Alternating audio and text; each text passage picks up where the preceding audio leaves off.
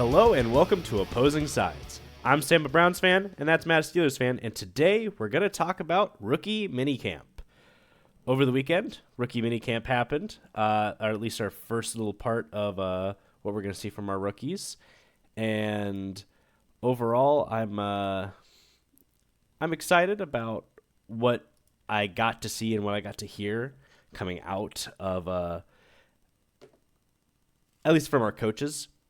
Todd Monken seems to be incredibly hands-on, at least from what I've seen. He seems to be incredibly impressed with guys like Emmanuel McNeil-Warren. He cannot talk enough about him, how aggressive he is, how physical he is, how good he is at surveying the field. He's a guy that we've talked about quite a bit here on the podcast, but he's someone that really, I think, stands out above the rest of the rookies. Didn't really get a lot on Spencer, which I thought was kind of interesting. He was actually more focused on guys like Austin Barber, talking about how they're going to move him around. All these guys on this line are going to have to wear multiple hats. They're going to have to learn all these other positions because they want to see who fits where. He talked a lot about center, too. He said Elton under center and Austin under center, not under center, as center. Really? They even talked about Titus Howard, but there was no word about Luke Whippler. Obviously, this is rookie minicamp. This isn't, OTAs or training camp. But bringing up the other, veteran pickups in the mix really does make me wonder how much he really cares about Luke Whippler. And I've said it in the past, he hasn't looked the best. He hasn't lived up to his, his pick in at least my opinion. I think he deserved, or he hasn't earned that definite starter spot, unlike other centers we've had. So hearing that from Coach Monk does have me a little interested on what his plan is and what they're going to do. Outside of that, we do have, I don't know if you've seen the clip rolling around, but Casey Concepcion has not escaped his worries that people have had of him. There is a clip in minicamp of him bobbling and dropping a ball. There is nobody around him. This is an empty rep, and he drops the ball. Now, better get that man on the jugs. Yeah, he's gonna do a lot of drills. That kid. I mean, we're a week out from anything remotely interesting happening. I mean, in a couple days we're gonna get the schedule release, but we're only we're about 2 weeks out from the next mini camp. OTAs. Well, right. And I was going to say a lot of the mini camps, especially the rookie mini camps, are just, most of camp is football in shorts, and then the rookie mini camp is literally kids that read the playbook before playing football in shorts. So it's even less. They are going in pretty dark. A lot of these guys they haven't even talked to or sent them anything. It's like, hey, show up, and you're gonna learn a thing or two. Because we just need to see more of you. We got to see you at the Combine, or, we interviewed with you. Some of these guys are UDFAs they never even met.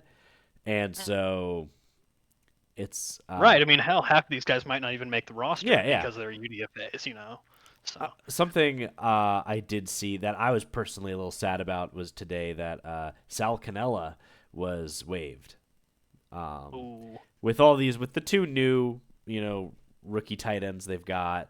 They got rid of him for a corner pickup, which, I mean, I like that idea. I like the guy that they grabbed. But I had a special place in my heart for Sal Cannella as a guy who's he's trying. He's a little older, but he is trying to make it work. Sure. And they just didn't have the room for him. Only 53 guys get to make this roster, and you tried a couple times. Sadly, you see him go. Another odd one I saw was the Browns just hired the spin to win man himself, Demetric Felton, as Oh a man. offensive assistant.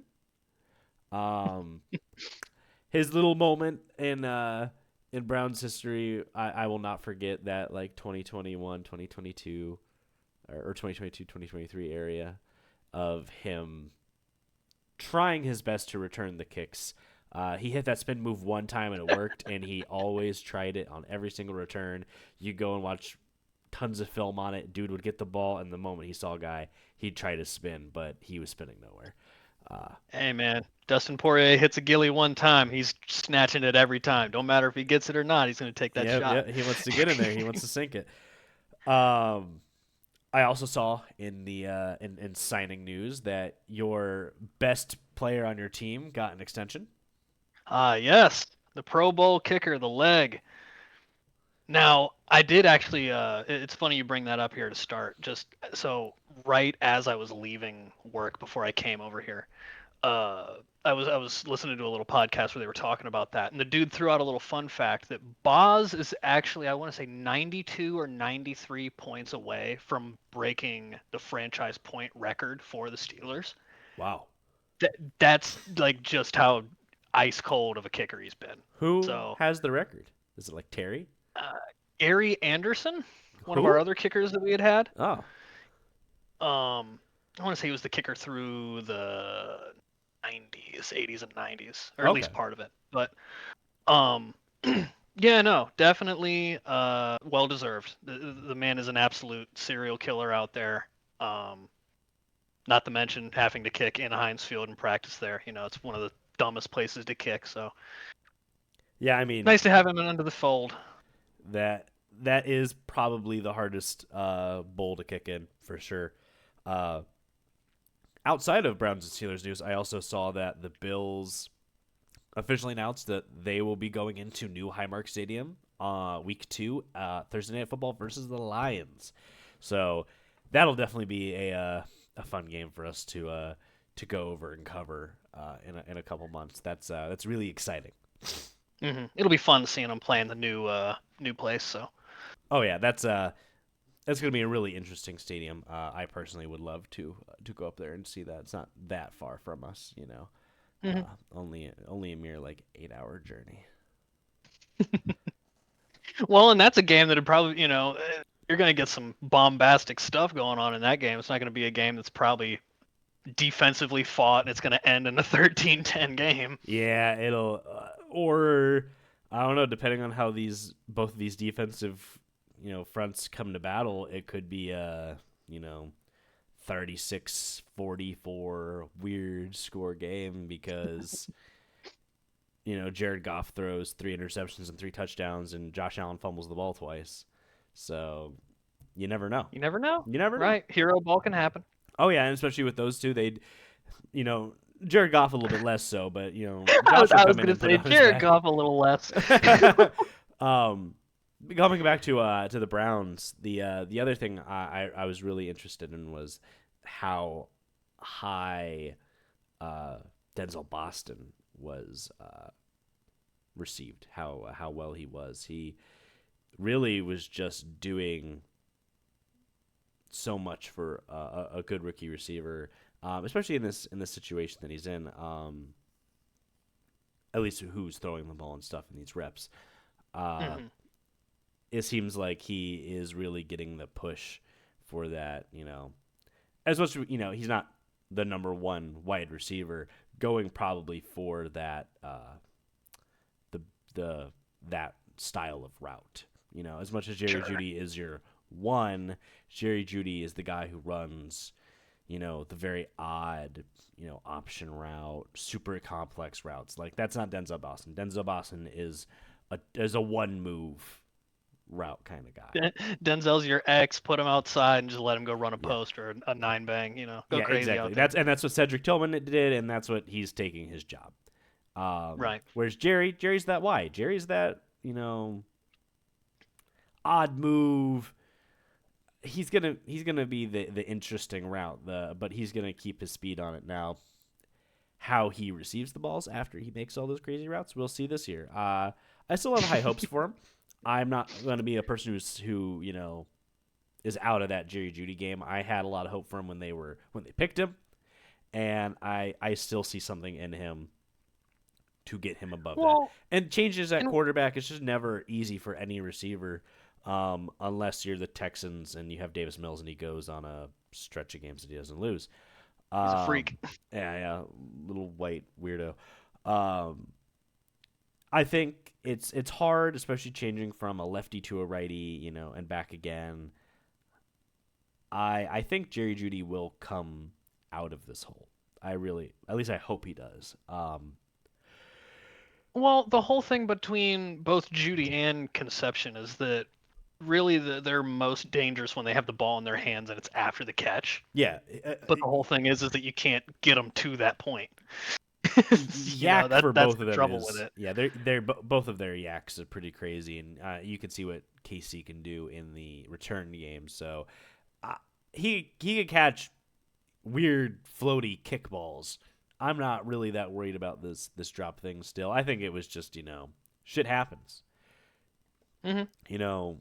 Larry Fitzgerald didn't drop passes in season, but who knows how many he possibly dropped in camp or in training. Those things aren't recorded that, I'll say that far back. It's not like that was that long ago, but But it's when those things don't really matter. When Yeah. you're in camp, you're supposed to be practicing. It doesn't really matter if there's people getting shitted on or if you're throwing picks. Like it's iron sharpens iron in camp. Yeah.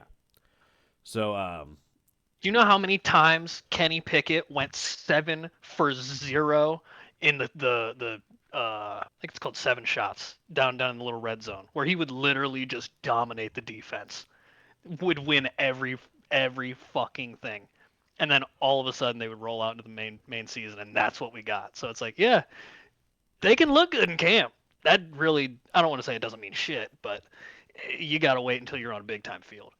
Oh, for sure. I don't see it being a big worry when it comes to that drop problem, really at all. Was there anything that stood out for you guys? Any of these new rookies or anything jump out at you?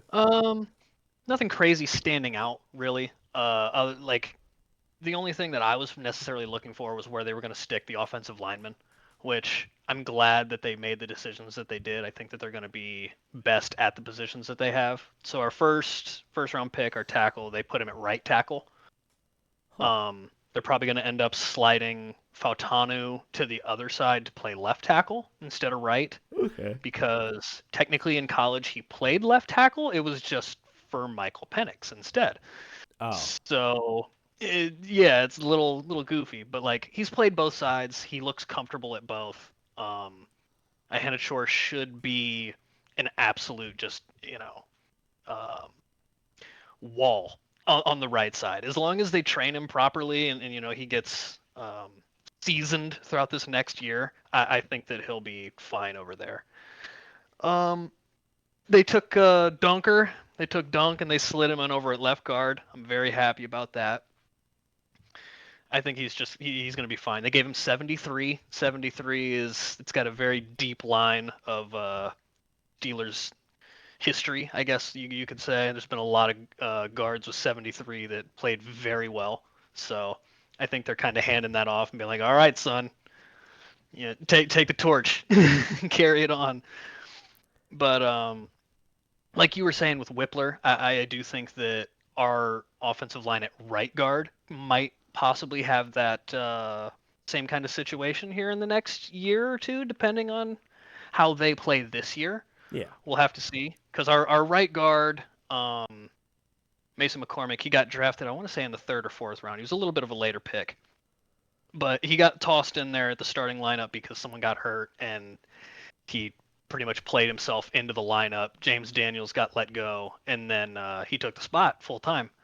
But he's played well enough to hold it, just not really crazy, nothing splash plays, but it's a guard.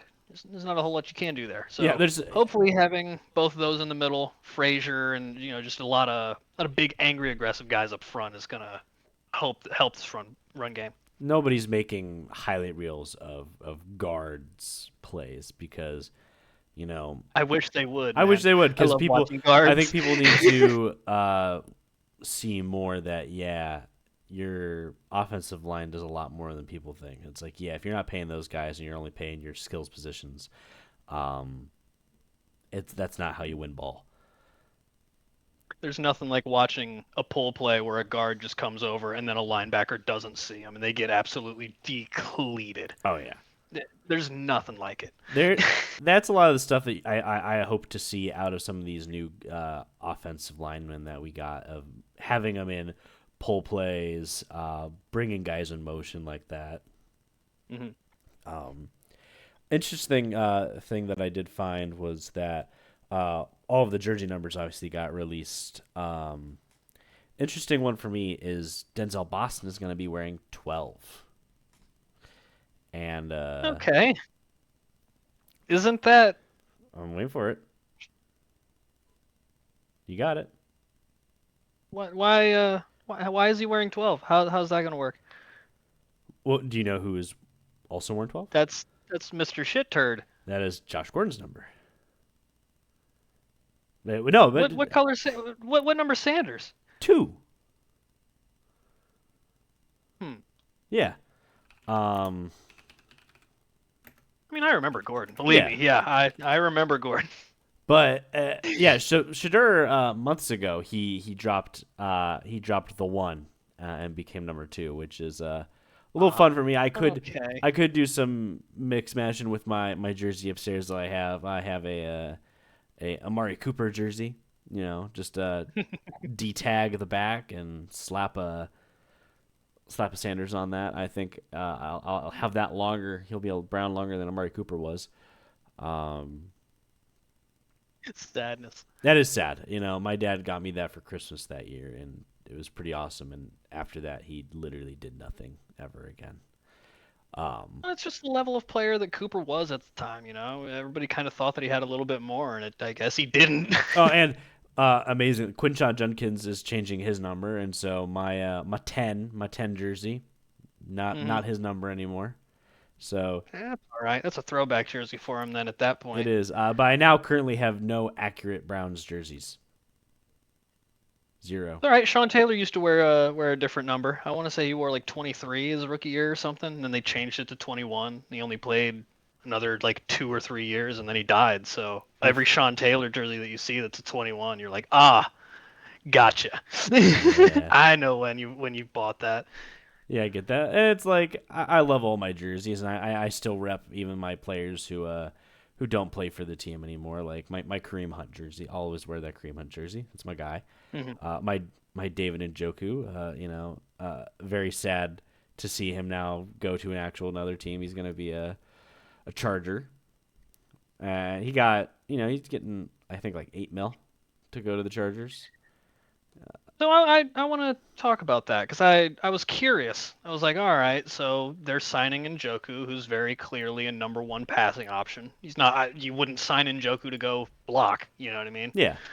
Um, so I looked at their depth chart for their tight ends, and I Yeah. remembered that they had drafted a Rondé Gadsden. Oh yeah, Rondé last year. Gadsden has been, he was pretty awesome for them. Yeah, he was a dog.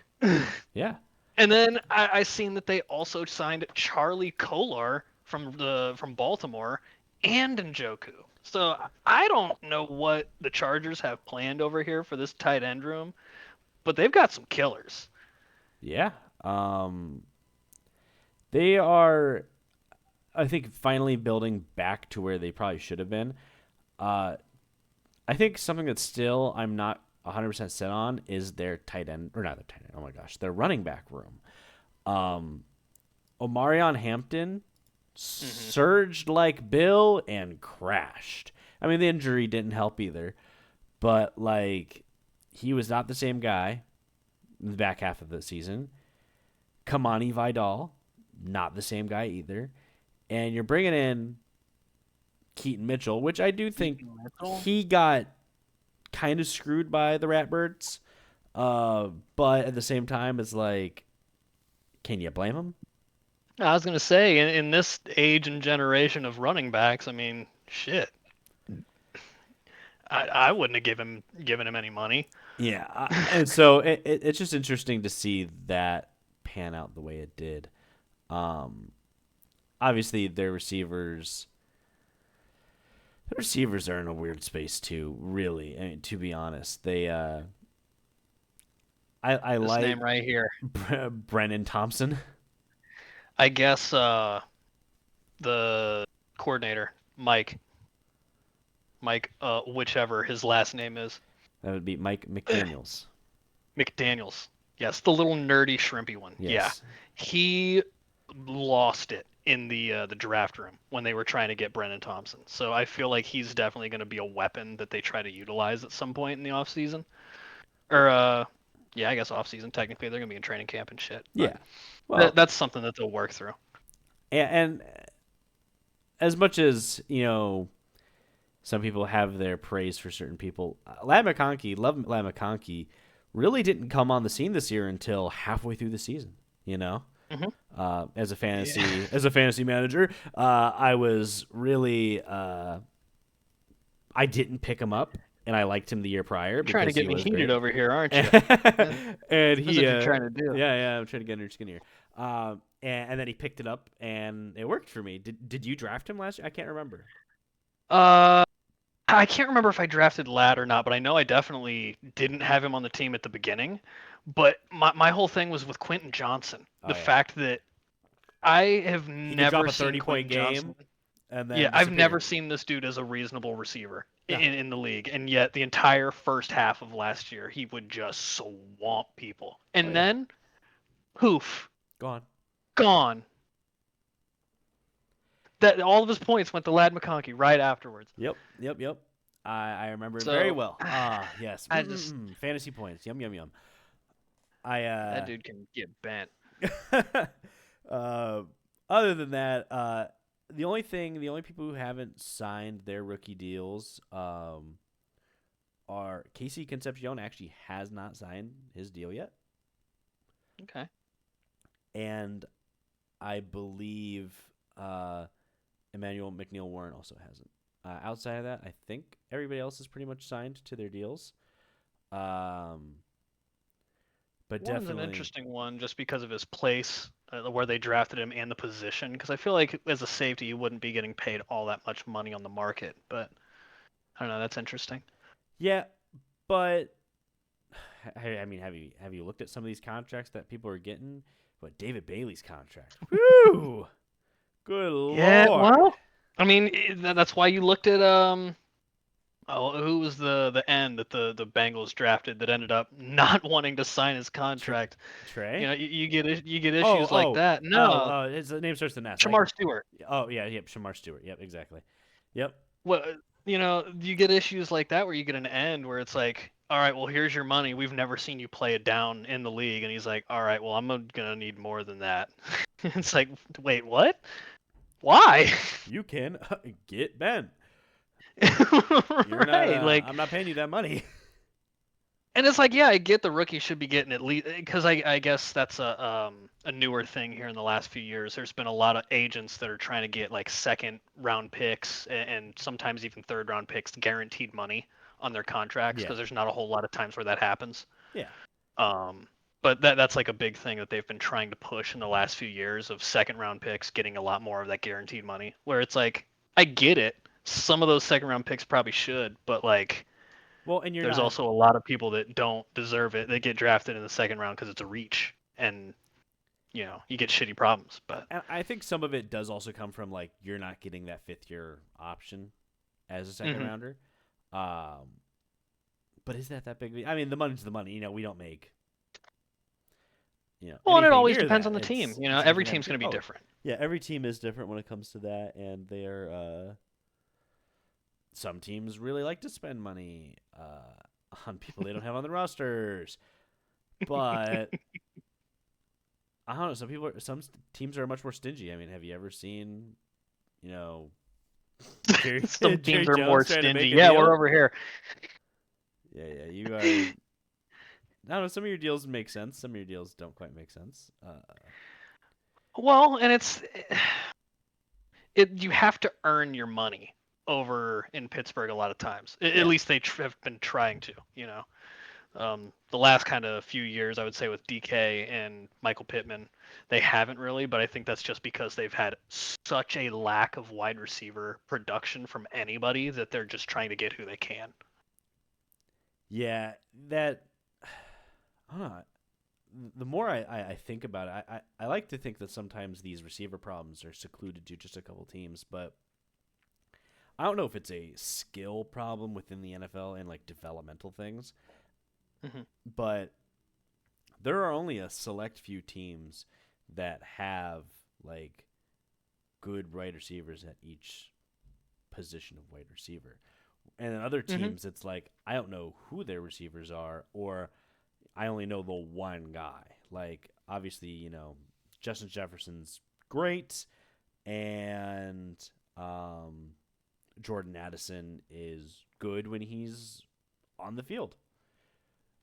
But then their threes have not really been a thing. Osborne, was it KJ Osborne? Hmm. KJ Osborne has his moments. Obviously, T. Higgins is a great two. He always has been when Jamar Chase isn't there. T. Higgins really does put it up. Um, CD Lamb's amazing, and George Kittle has been good. But like AJ Brown was not good this year, and Devontae Smith was not good this year or this past year. Yeah, Uh, Devontae Smith definitely has his mountains and valleys of yeah. seasons, I would say. Puka and uh, Devontae are a big outlier, I would say, where no matter what, one of them will go off. It doesn't matter what kind of defensive scheme you're against. Sometimes a defense can really shut you down, and then like, oh, none of our receivers doing good because they're blitzing the quarterback too much, or um, their corners are locked down corners. But there's so many teams out there, I believe, that just don't have that guy. Like as much as the Cardinals, Trey, what's his name? I can't even think of his name at the moment. They're Trey McBride, Trey McBride. Trey tight end. McBride is a tight end. That's your number one guy, a tight end. It's like the Raiders with Brock Bowers. It's a tight end, you I know? just want to sprinkle this in there on the record now, Yeah. because I know that I had said it last week about Drew Aller and his offense over there at Penn State. But the receivers that they had, the last first round receiver that they had was Jahan Dotson. Oof. Other than that, their best receiver that they've had was Tyler Warren, and he essentially, like, there were literally some plays where he would just take direct snaps. Yeah, I've seen it. So it's like that offense was an absolute joke What a over great there. pickup for the Colts, by the way. I mean, really, I wanted him on my fantasy team, and you snagged him right in front of me last year. But I got you back later. I'm happy he came through. Dude, so did That I. that Oh my was god, him and Tucker Kraft, golly, great, great, great tight ends. I hope Tucker Kraft recovers from his injury. I will be looking at him when my board comes along in I can't September. believe they have Tank Dell in here. Yeah, so Matt has pulled up a top 10 best wide receiver groups, and at number 10 they have the Texans with Nico Collins, Jaden Higgins, and Tank Dell. Honestly, Nico Collins, great. Love you. Awesome. You're cool. Sure. Jaden Higgins, still to be seen. He has had some great plays, but he isn't like. I think a great two should be able to take the one's position in the case of somebody not being there. I don't see Sure. that for Jaden Higgins. And Tank Dell, bro, you haven't been there. Yeah, you I were was gonna cool say we in don't even know if this dude's ever gonna play another snap. 2024. You know? You had some great moments. You didn't play in 2025, period. And 2024, he was a fantasy steal for me. He helped me get into the playoffs yeah, there. yeah, yeah. So there's this disconnect for me with that. I think there are much better tight end groups, or oh my god, wide receiver groups. Uh, the Texans do Well, let's not see have. what else they got. At 9, they have the Niners. Mike Evans, cool. Um, Sadly, I do see this being the downturn for him. Ricky Pearsall, dude, I have not ever seen anything good I like about that guy. And Matt is a huge hater of their third wide receiver. That's Christian Kirk. I'm not a Christian Kirk hater.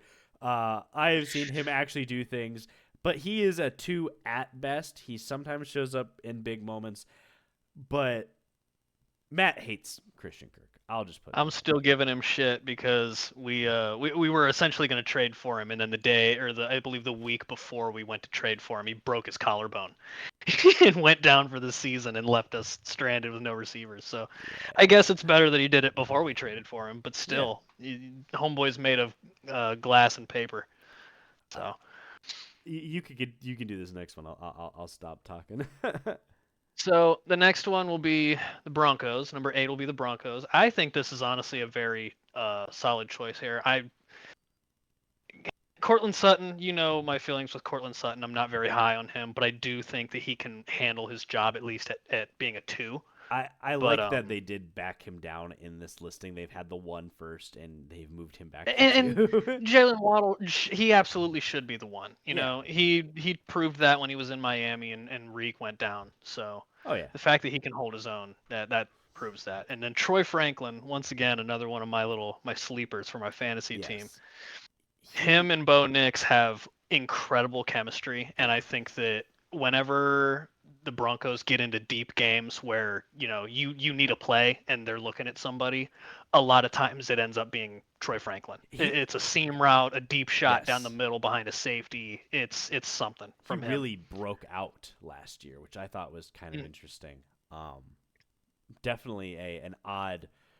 Nobody expected it. You couldn't have told me somebody had a bet on that. What an odd. Didn't think he was going to be that good, but No, but he really did bust out. Always just definitely. reliable for them, especially in the fourth quarter, when Bo Nix decided he could actually turn it on. Hey, at least he was doing it at some point. He did it a little too late though. But I'll take 7 here. I got you. Number 7 is the Jacksonville Jaguars. Parker Washington, Jacoby Myers, and Brian Thompson Jr. Now, or Thomas, I'm so sorry, Thomas Jr. Brian Thomas Jr. sadly did have his slide, this year versus the year prior. He, Sophomore slump. yeah, he had his sophomore slump, and that's not to be, that worry about. Parker Washington jumped over him like it was nobody's business. That dude said, "Hey, I'm here to actually play this thing." And Jacoby Meyer, I mean, a guy written off, he's with the worst team in the NFL at the time and gets traded over. Nobody thought that, Jacoby Myers is going to make Jacksonville Jaguars offense that much better. And he proceeded to be a true number 1 target for them. In just the weirdest way. I mean, really, when their running backs weren't, doing the best they could, Jacoby Meyer was there, and I feel like that's something not a lot of people expected from him. Especially if you weren't like a diehard Raiders fan. Or where did he come from before the Raiders? He was oh goodness, I think he was drafted by the was he Raiders. drafted by the Raiders? I feel like I'm missing something in between. I don't know. I just don't think people saw him making that much of an impact on them. Well, and Myers really, he's nothing special. The best thing about him is that he's reliable. Yeah.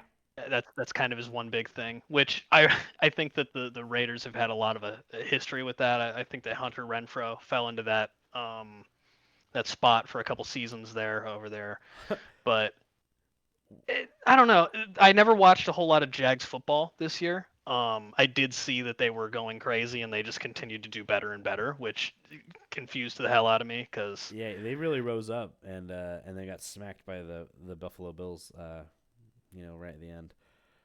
well, because I know Lawrence is, he's proven that he's done some stuff, but he's kind of the opposite of Myers. It seems he's the one that isn't very consistent. But he did Um, pick that up last year, and I mean, I think he earned his grills. Yeah, and that's kind of what I mean though, is that his performance this last season is not normally what he does. No, Normally he'll split the season, but it is what it is. yeah, it's Parker Washington really came through for him. yeah. Parker Washington definitely a young man with I think a very bright future. I'll let you take 6 because I think you have a lot to say about 6 here.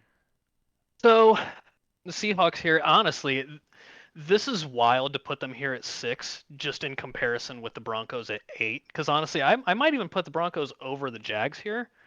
But this trio didn't even get started until late in the season. Yeah, Rashid Shaheed was a pickup at the the trade deadline. deadline. Yeah, But with the combination of Shaheed on that team, giving them a lot of punt return success and a lot of little gadget plays that opened up the playbook, it really did help JSN. And obviously he had the season that he had, oh yeah, so can't really knock him all that much. But having Cooper Kupp as a number 2, I mean, you can't really ask for a better number. When your number 2 is a guy that's been a Triple Crown champion before in the NFL, my God. yeah. Well, Plus, he's going to sign up to block any person that you put on the field, whether you put him against a defensive end or a corner. He's going to remove him from the play. now Cooper Cup hasn't had the impact that he has had back when they won the Super Bowl, all that. But I do think that he can get back to being in that back to the limelight a little bit, getting into that getting out of his own shadow. Um, I mean, I don't. I think he's definitely getting a little bit long in the tooth as of now. I think that he's nestling out his role as a number 2. But yeah, I also think that that's kind of what D Hop is doing, and I think that that's really really good for him in this point in his career. yeah. Um, at 5 is the Eagles. AJ Brown is not an Eagle. He is a Patriot. They just haven't signed the paper yet. Devontae Smith, Yeah. I really just don't know sometimes about him. Like, he doesn't ever feel like a 1 to me. I mean, obviously, they combined last season for 2,000 yards and 11 touchdowns. But Mhm. there are times that I just don't see it out of Devontae Smith. And there's times I do, but he's not my favorite wide receiver in that position, at least. Um, and Hollywood Brown, I hate Hollywood Brown. That is a man that I do not like. I do not like anything about his game. I said it years ago. If I was that much more of a hater, I would make a low lights reel of him back when he was with the Ravens, and all he did was drop the ball. He is on the same level as Deontay Johnson, of a guy that people praise for some reason, and I do not understand it. This guy boils my blood anytime people are like, "Oh my God, Hollywood Brown signed here." Do I care? Not one fucking bit. Nah, I definitely don't expect him to have that much of an impact. I do think that it's funny that he basically does the same stuff as Zay Flowers, but I think Zay Flowers has better hands, Yeah, yeah, and not much better hands. yeah. I do not enjoy that pick up. I do not think it. Uh, Once both of those guys leave, I don't care who you have in that position. The Eagles fall off of this list. Yeah, the Eagles they're set for a crumble here soon with Jalen Hurts. Eventually, he's not going to be what he was. Brown's gone. Devontae Smith. The way of what a receiver that he relies a lot on needing to get separation on his routes. So if there isn't any of that and they can just focus on him, it really doesn't work. That's why when Brown went down, Smith never really filled in all that well. Yep.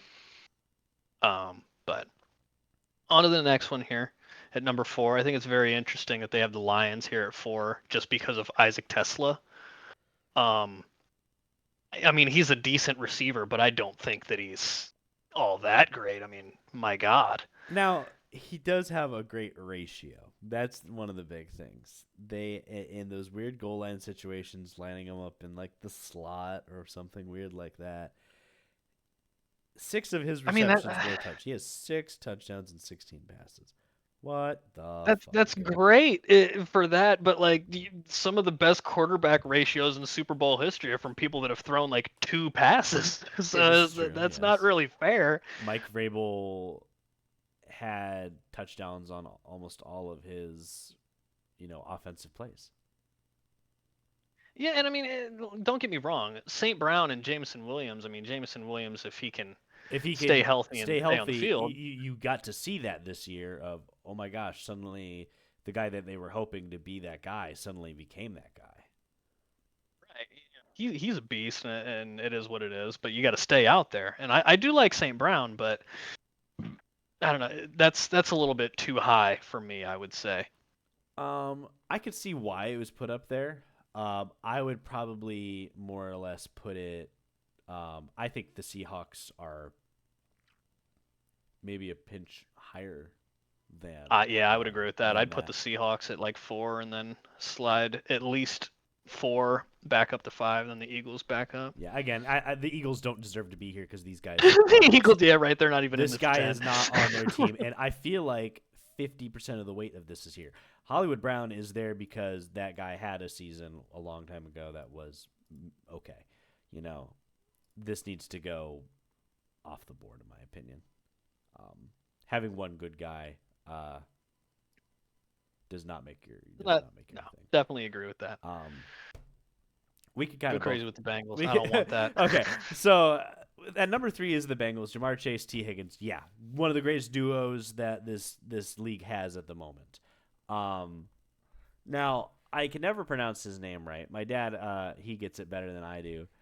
Yosivas. Iosivas. Andre Iosivas is kind of just there. I mean, he somehow had 8 touchdowns over the last 2 years. I think that's what kind of they're stretching that there. 8 touchdowns over the last 2 years. Like I want to talk about what's happening. Is he progressing towards that? He's you're better off saying that there's a tight end there, you know. Well, This and is that's kind of what I was receivers. going to say. I was going to say Yosivas is essentially kind of like how Tesla is, but Yosivas gets a lot more usage because they pass the ball a lot more over there. Well, Joe Burrow's a much better passer than Jared Goff is. I mean, let's be honest. I mean, shit, if you had Gibbs and David Montgomery, you wouldn't be passing the ball either. Yeah, no, exactly. I can punch the ball down all day. I could throw the ball to the running backs. The running backs probably get more receiving yards than Andre Yosivas ever would. Um, that's another one that I definitely think Jamar Chase and T Higgins just pump that up so much because their chemistry together. The lack of Jamar Chase really puts T Higgins above this past year. Um, so I think this is Well, a and deserved honestly, spot. the But biggest problem with the Bengals before I moved to the Cowboys is the fact that both those receivers, you got to pay those dudes, and you're not only are you paying them, but you're paying Burrow too. So that's basically almost a third of your half of your cap. oh yeah, Where else are you gonna put your money? you didn't want to sign your Pro Bowl defensive end, and so you picked up a new defensive end. You know. All right, I guess. Um, so down here to the Cowboys, we got my boy, Mr. Pickens. We got Yeah, him sliding up here in the number 2 with Lamb. I Ryan think it's Flournoy. interesting they picked this fella right here, Flournoy, Flournoy. to slide into the third. I mean, I guess he clearly had some stats here, but Yeah, he did. He middle of the season, like between like I feel like it was like between weeks 10 and 14, maybe 8 and 14. Ryan Flournoy just kind of went off for a stretch. hmm, He came out. They figured out how they wanted to use him. Kind of like I don't know, he kind of became not a gadget guy. That's not the term for it, but he was showing up. Just started randomly showing up. Uh, I mean, I figured they would have at least threw Turpin in here, you but I might mean, I throw guess Turpin. maybe he didn't have as many receiving yards because I know Not he's a special teamer. He's definitely a beast on special teams. Yeah, but not at the receiving game. So you can keep going though. I mean, CD, that was actually my number 1 draft pick this last year for my fantasy stuff. But when he blew his hammy, I ended up shipping him off because I couldn't afford to lose those games right then. No. And he did end up, I think, at least kind of carrying his weight for Caleb whenever I traded him away. But Yeah, except for he lost by point. one of a point to me because CD dropped that pass right outside the end zone and Which lost. sounds like not my problem. Not my problem. No, no, no. And then Pickens was going off for your dad over there too. Oh yeah, So their he was offense is definitely laughing it up. producing. Oh yeah, if only the Steelers still had George Pickens. Um, Well, I don't let him go and get some money and yards elsewhere because God knows we're not gonna fucking throw him the ball. no, yeah, no, Now we might. I'll let you finish it up. I feel like you have a lot more emotion in the number Oh one heck yeah! overall at the Rams. So Puka, I love me some Puka. I've been high on him ever since he got drafted. Just the fact that he actually came out and did as well. I'm very high on him. Just because I liked Cup from before, and he kind of just filled in that spot right after he Yeah. left.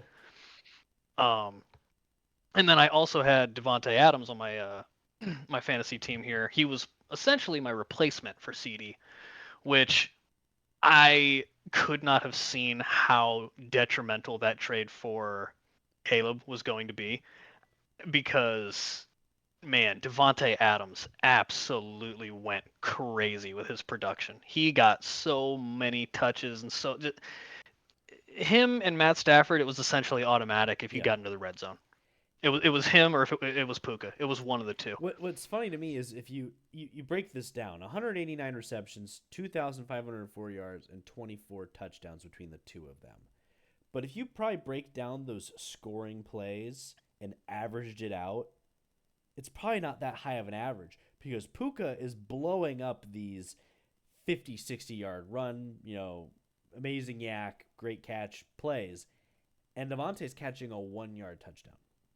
hmm So I Well, wonder and if that's you, kind of I had a lot of Devonte Adams stat lines that ended up looking like he was a running back. yeah, It was three one or four yard. catches for 30 yards and two Yeah, exactly. touchdowns. Punching it in. So I just wonder if you did an average, how funny that number would look comparatively.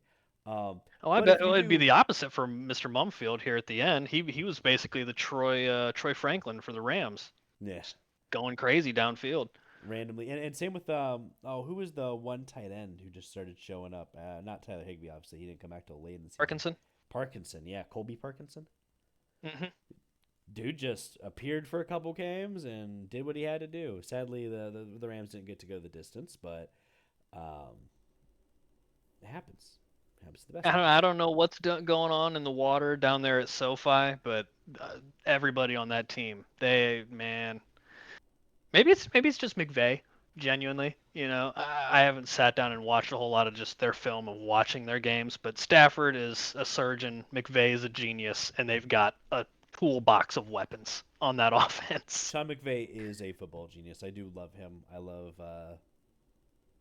his brain. I enjoy how he dissects football. He's up there with guys like Gruden, who just know the game. Um, and I guess that is a kind of a decent segue for me to talk about something that I was very interested in. Um, I did some research into Taylen Green. Now, at our post draft episode, I wrote Taylen Green off as this guy has to convert to wide receiver because they're not going to do anything with him. I don't see it happening, yada, yada. Kind of not writing him off, but definitely taking him off this list.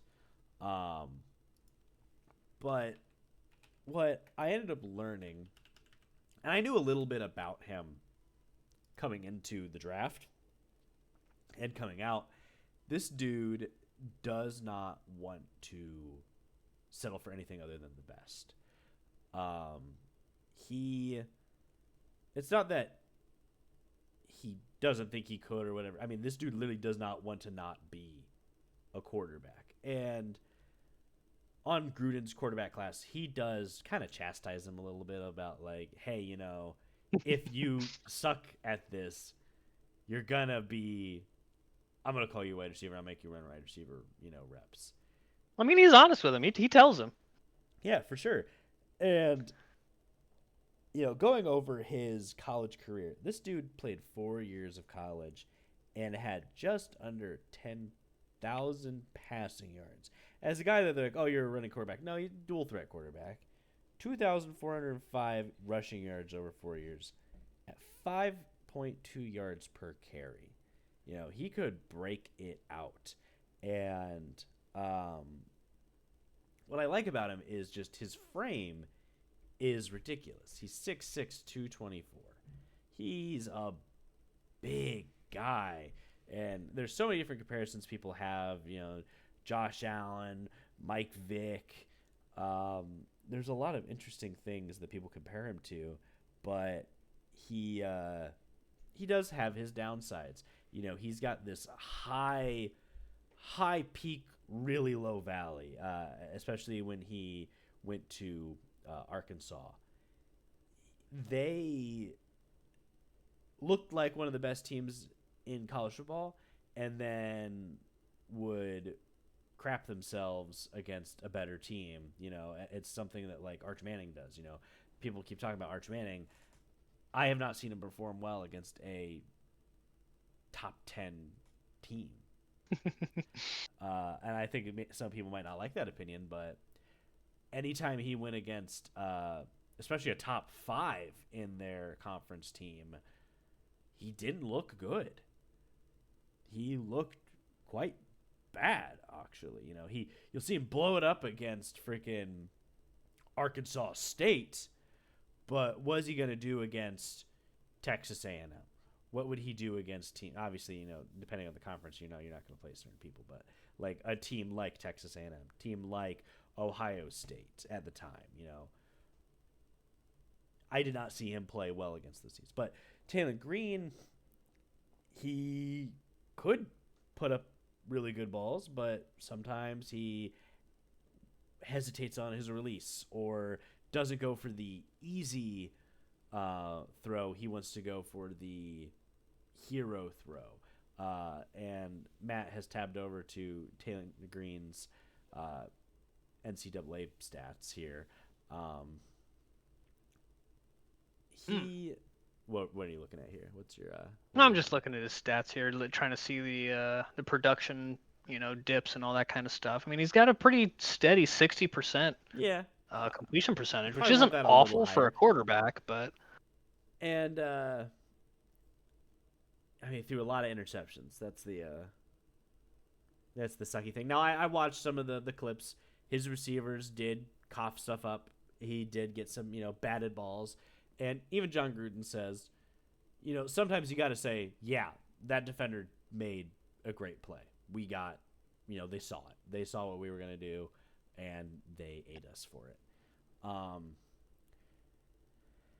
I like what he could be. Now, he needs to probably settle down more in the pocket, become a pocket passer, probably. I think that his running threat is a great thing. The thing that he does really enjoy, it seems, is the power read. That is like his favorite play. He wants to have the RPO option and watch and just barrel through, the offensive line himself, because he can slip really well. His ability to move his body and escape the tackles, that escape the getting sacked, is very interesting. However, he also did take a lot of sacks at Arkansas. well, and I'm sure Arkansas probably didn't have that great of an offensive line anyway. Yeah, and I did see that in some of the clips that some of his guys just didn't have good enough protection or eyes for protection. Overall, I think he could be some guy that somehow makes it. He could. I don't really see it happening this year. Obviously, I don't think this dude blows up training camp. Oh my god, he's better than all these guys, especially because of how deep he is back. What I do see though is Dylan Gabriel not being on this roster. Todd Monken's been out and said it. He said the Browns will not carry 4 quarterbacks into the league year. Buddy. At least into the season. Kenny Pickett made meaningful snaps in the preseason for the Browns and did not make the roster. Deshaun Watson's a lot of money. So I see Dylan being the guy that's just not athletic enough, and Taylen Green being a lower pick than him, just sailing away My on the brown only ship. concern that I would have with that would be the fact of I feel like Talon and I this is purely off of just I guess intuition or from what I had seen in the quarterback camp, but whenever he was giving him the plays to read through and the way that he handled the pocket, he sounded a little Sheepish. robotic, Yeah, I yeah. would say. Um which is not very quarterbacky, No, I yeah, guess. you gotta roll with it. Yeah, you gotta have a good cadence. And actually, Tom Unkin even talks about this. That's something he needs to work on is his cadence. You gotta. I mean, Aaron Rodgers' cadence is, I think, burned into millions of people's brain because of the way he does it. Right. That white 80 is indistinguishable if you just put the audio up. I could tell you that's Aaron Rodgers over anybody else. So when Yeah, people have good definitely. cadences, So I uh, I'll let you go. he just he needs to get seasoned, Yeah. which young quarterbacks that always happens. It happens every fucking time when they get drafted because they come in and they think that it's something and it's not college No. because college is so watered down now. Seeing how some of these college quarterbacks, it's like, oh, what's your cadence? Oh yeah, clap. That's it. And they clap, yeah. Like, I've seen John Gruden's reaction to that, and it just makes me laugh He because hates it. I don't like that. You need to have a way to draw people off and make defenders question what's going to happen. You got to be able to get off before they get off. And a good cadence is a huge part of that. Dak Prescott, as much as I like to make fun of it, and even Julie, my fiance, she doesn't like football, or she could care less about football. She'll watch it with me, but the fact that she has picked up on Dak Prescott's, okay, here we go, like, come on, like it's such a distinct thing, and some people might hate it. That's not the normal kind of football cadence. It's it's definitely interesting. And don't people hate on Oh, we were just talking about him. Eagles quarterback Oh, Hurts. Jalen Hurts. He has an interesting cadence. I mean, I wouldn't doubt it. They've all got their own unique stuff, but the whole thing is, and I don't want to say it's less of anything, but it's communication with your own team too. Yeah, The fact of being able to call a hard count and then fake the defense off with that, knowing that your team is like, oh, okay, cool, we got this.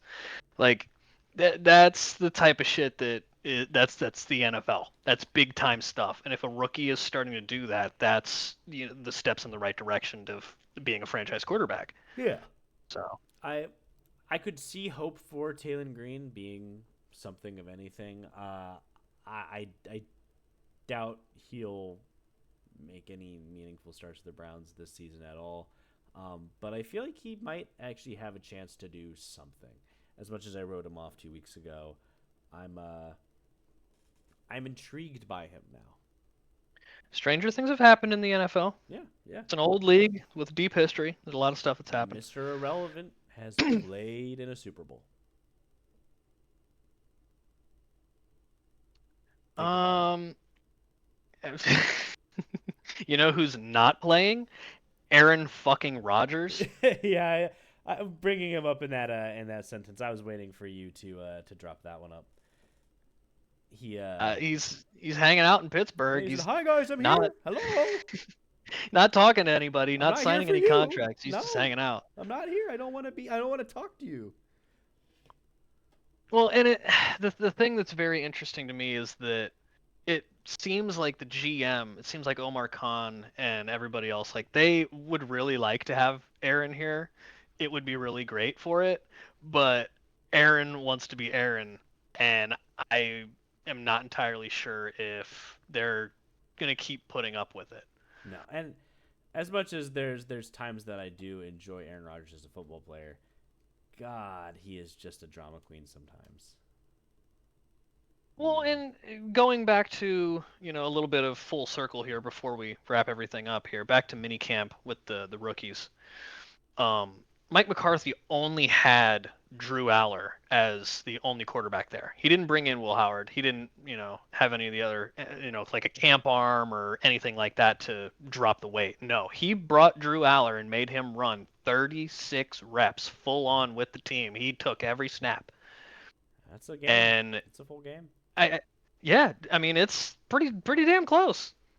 And with minicamp being a thing, a lot of these guys are still trying to get into football playing shape because they had to drop a bunch of weight to go to the combine and look good in shorts. Now they're trying to bulk up and get another 30 pounds so they can get back into football shape so they can throw another grown man. And they're out of shape sometimes, And he was out there like balling out. But Mike McCarthy did that for a reason because I think he wanted to see what Aller had, and he was just kind of trying to gas him to see if he could do it. Yeah. And he had seen Will Howard at OTAs before, so he's seen him a little bit, and he's seen Aller a little bit. But they have made a direct quote saying, 3 quarterbacks in the room is cool, 4 would be great. So I really think that they're just like they keep throwing the cheese out there of like, hey Aaron, we do want you. We do want you here. It's just a matter of like, hey, do you wanna play for like not that much and like show up on time and talk to the rookies and the coaches or not? Because Mason Rudolph is not going to be able to teach these kids a lick of shit. Yeah, that's another kind of mindset that I've been seeing a lot of Steelers reporters and Steelers head brass kind of taking under their wing is that it seems like Will Howard may, I don't want to say be a career backup, but obviously he is a little bit lower athletically and physically than Aller. Yeah. Um, and Mason's not going to do shit. That dude, he's going to be lucky if he stays on the roster. They're probably going to end up releasing him or trading him, which is fine. That it is what it is. So essentially, we have Aller, Howard, and in this situation, I guess Rogers. Rogers probably starts. Howard's the backup. Aller's the third until Will Howard plays like shit. I'd Yeah. really see that happening, and then them planning for Aller just to be quote unquote the future, like whatever guy they're going to try and build up. And I think Howard's probably just going to take the number 2 spot until he gets pissed and either wants to be the number 1 and takes it, or he gets traded and goes somewhere else and tries to compete for a starting job, which is fine. So Good for him. I think my thing is that Aaron. I don't think Aaron wants to play for a team that isn't serious, and this, we'll let Will Howard play until we see how much he sucks, and then throw in Drew Aller, is that probably something that might be keeping him away from the team. Is like, you're fine with losing a couple games to see if this guy is worth anything when I'm trying to, possibly notch one more on my belt before I leave this league for good. I'll say this because I'm not sure how 100% true because you know how the rumor mill goes. But the only other team that was interested in talking to Rodgers, that's why the Steelers put that contract on him, was supposedly Arizona. Yeah, I heard that the Cardinals were looking at him. I don't think Arizona's any closer to the Super Bowl than we are. I mean, you got better receivers. We got a better defense. Who the hell's the starter on the Cardinals defense? I actually couldn't tell you. I mean, McBride's good. I like McBride. He's all right. You got 19 running backs in your room. Because they all get hurt. Yeah. So, I don't know. I think that it would be cool for Rodgers to come and play, but I am at the point where I'm at the end of my rope, and I hope that the Steelers organization is getting close to it as well. If he comes and he plays, that's great. If he doesn't, great. We've got people to play too. So. Yeah, I just think it's a very odd situation with you guys. It's like you just don't know. And we talked about it earlier. The last time when he showed up to join your guys' team last year, it was in June. It's definitely very late. Yes.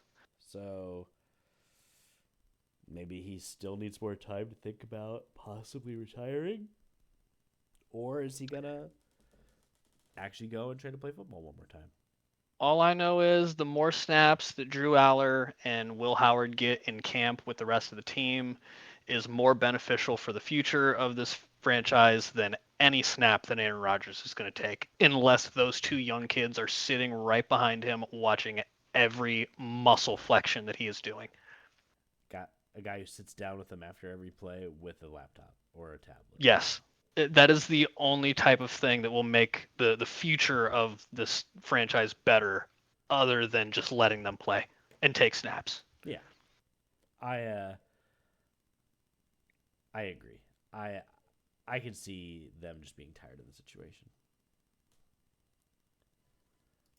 Well, I believe that is going to wrap it up for us. Unless you had anything else to say. No, I didn't have anything else. All right, I pretty much got everything. cool. Well, thanks for joining us on another episode of Opposing Sides. Don't forget to subscribe and like the video. Thank you guys so We'll see you much. guys next week where we talk about the schedule release. Yes, I'm very excited about that.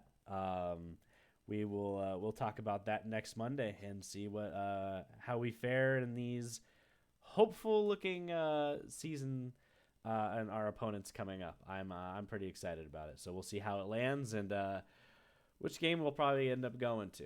You know.